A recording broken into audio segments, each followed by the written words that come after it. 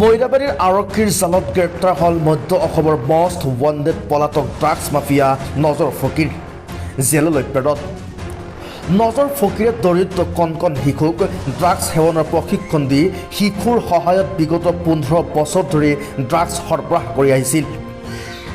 3 July অৱশেষত ধিং থানা এলেকাত ড্ৰাগছৰ মুকলি বেহা কৰা পলাতক মধ্য অসমৰ মষ্ট ৱান্টেড ড্ৰাগছ মাফিয়া নজৰ ফকীৰ আজি আটক হ'ল মৰিগাঁও জিলাৰ বৈৰাবাৰী থানা আৰক্ষীৰ হাতত। মইৰাবাৰী থানাৰ ভাৰপ্ৰাপ্ত বিষয়া মৃদুল হাজৰিকাৰ নেতৃত্বত যোৱা আৰক্ষীৰ দলে কৰায়ত্ব কৰে নজৰ ফকীৰক। নজৰ ফকীৰে ধিংথানা এলেকাৰ নিজ ধিঙত ভঙা চিঙা লোহা টিনৰ গোদাম বনাই একাংশ শিশুক ঠেলাৰে বিভিন্ন প্ৰান্তলৈ ভঙা লোহা টিন বিচাৰি ক্ৰয় কৰা কামত লগায় যদিও সেই কণ শিশুসকলক ভঙা চিঙা লোহা টিনৰ মাজতে পঠাই দিয়ে ড্ৰাগছ ব্ৰাউন চুগাৰ। কণ শিশুসকলে ড্ৰাগছ সেৱকসকলক ভঙা চিঙা টিন লোহা প্লাষ্টিক ক্ৰয় কৰাৰ চলেৰে ব্ৰাউন চুগাৰৰ সৰবৰাহ কৰে। ধিং থানা এলেকালৈ শিলিগুৰি আদিৰ পৰা ড্ৰাগছ সৰবৰাহ কৰি আনি মইৰাবাৰী লাহৰীঘাট ৰূপহী জুৰিয়া জাজৰি আদি বিভিন্ন স্থানলৈ সৰবৰাহ কৰিছিল।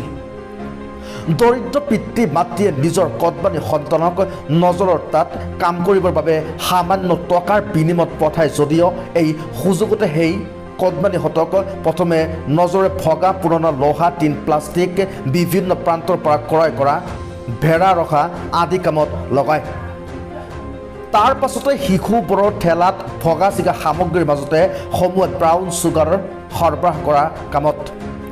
পূৰ্বে শিশুক ব্ৰাউন চুগাৰ সেৱন কৰিবলৈ শিক্ষা দিয়াৰ দৰে কামত নজৰ ফকীৰ জড়িত।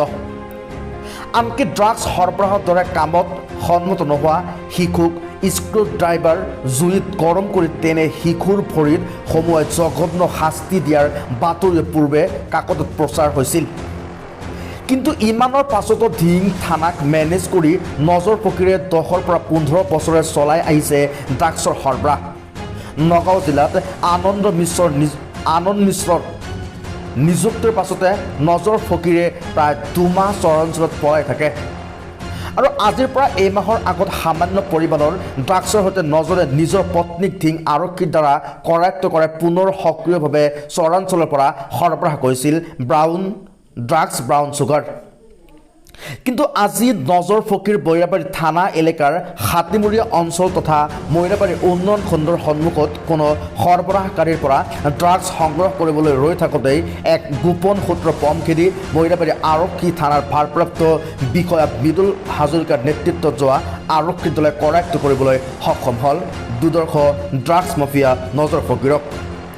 মইৰাবাৰী আৰক্ষীয়ে তেওঁৰ বিৰুদ্ধে 223/21 নম্বৰত এটি গোচৰ ৰুজু কৰি জেললৈ প্ৰেৰণ কৰে।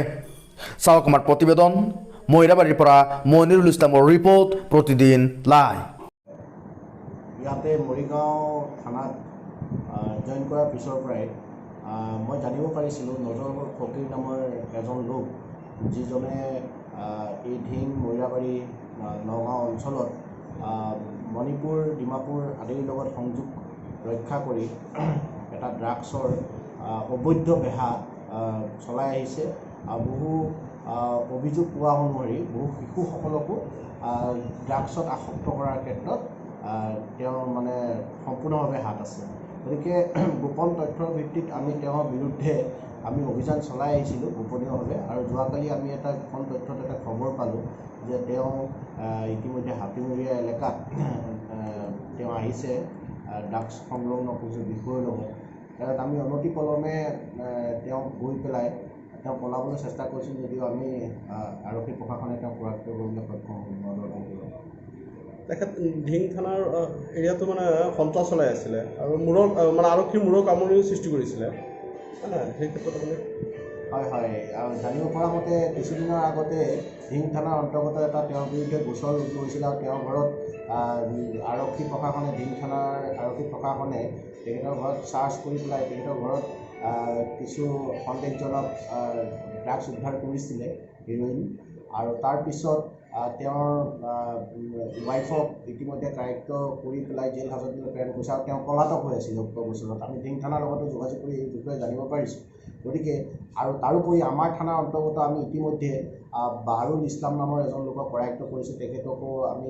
তেখেতৰ ষ্টেটমেণ্টৰ বেচিছত আমি নজৰ ফকীৰৰ বিষয়ে জানিব পাৰিছিলোঁ আৰু নজৰ ফকীৰেই এই মইদাবাৰী অঞ্চলত মানে পূৰ্বৰে পৰা এই নিষিদ্ধ ড্ৰাগছৰ এটা সৰবৰাহত বিশেষভাৱে ভূমিকা গ্ৰহণ কৰি আহিছিলে। গতিকে তেখেতক কৰায়ত্ব যোৱাকালি আমি গোপন তথ্যৰ ভিত্তিত কৰিবলৈ সক্ষম হওঁ। তেখেতৰ কিয় আপত্তিজনক বস্তু পাইছে? কিন্তু তেখেতক আমি অধিক তদন্তক্ৰমে এই বিষয়ত আমি